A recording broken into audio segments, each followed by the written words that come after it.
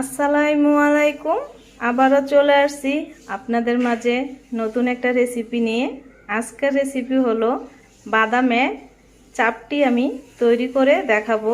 কিভাবে সহজে চাপটি তৈরি করা যায় সেটা আপনাদেরকে আজকে আমি দেখাচ্ছি।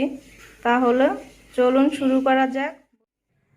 আমি চুলায় একটা কড়িয়ে বসিয়ে গরম করে আগে থেকে রেখেছি। এখন আমি বাদামটা অর্ধেক করে ভেজে নেব। একসাথে ভাজা হবে না ভালোভাবে, তার জন্য আমি অর্ধেক করে নিলাম। এইভাবে আমি ভেজে নেব। চুলার জালটা কমিয়ে ভাজতে হবে। বেশি চুলার জাল দিয়ে ভাজলে বাদামটা পুড়ে যাবে, খেতে চাপটিটা ভালো হবে না, একদম তিতকু তিতকু লাগবে।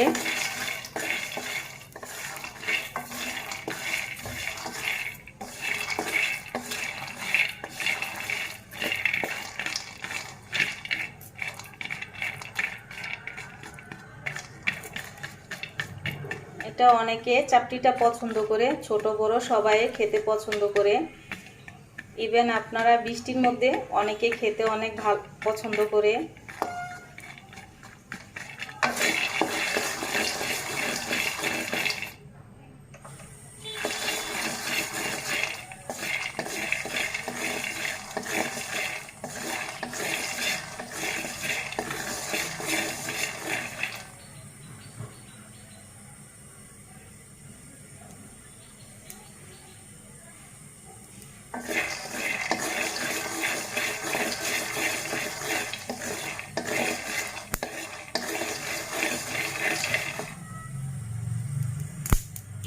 এইভাবে আমি ঢেলে নিলাম।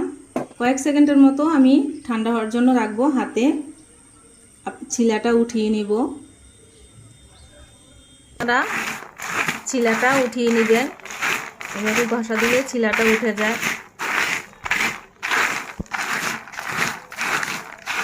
ছিলাটা উঠিয়ে পরিষ্কার করে নিতে হবে।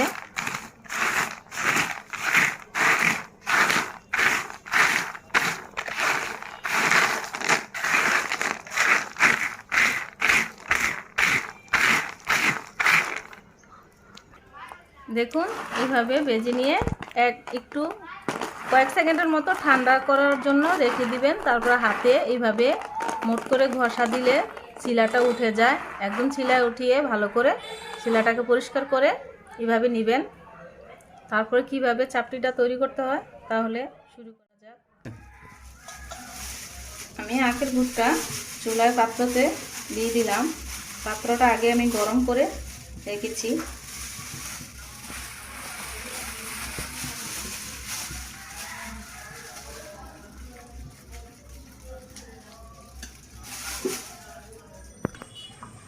চাপটির শিরাটা এইভাবে তৈরি করে নেব। আমি এই জায়গায় হাফ কেজিতে বেশি আখের গুড় নিয়েছি।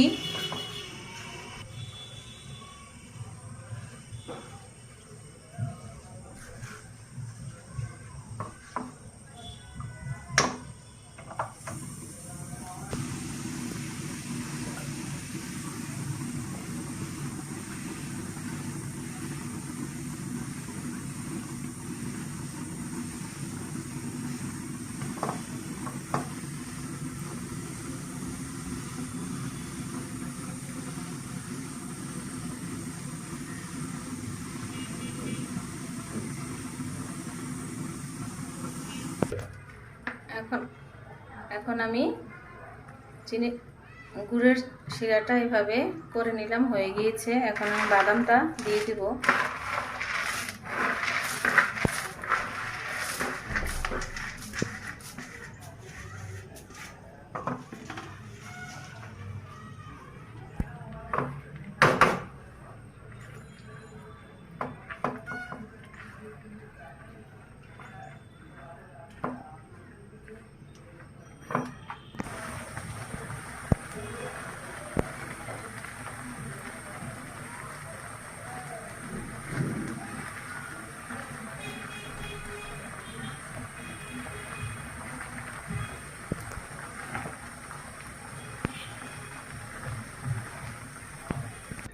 এখন আমি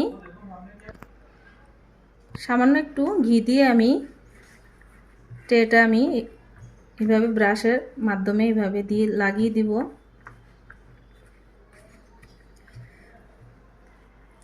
আপনার ঘি না থাকলেও আপনার সয়াবিন তেল দিয়েও করতে পারবেন, সমস্যা নাই।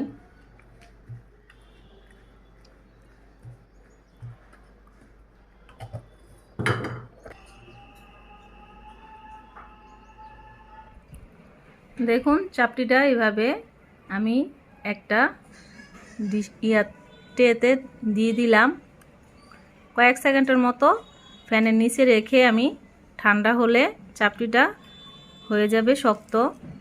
আমি ছুরি দিয়ে কেটে আপনাদেরকে দেখাবো কেমন হয়েছে আজকের বানানো রেসিপিটা। এভাবে আপনারা তৈরি করে নেবেন, খেতে খুবই ভালো। এই চাপটিটা আপনারা তৈরি করলে ঘরে।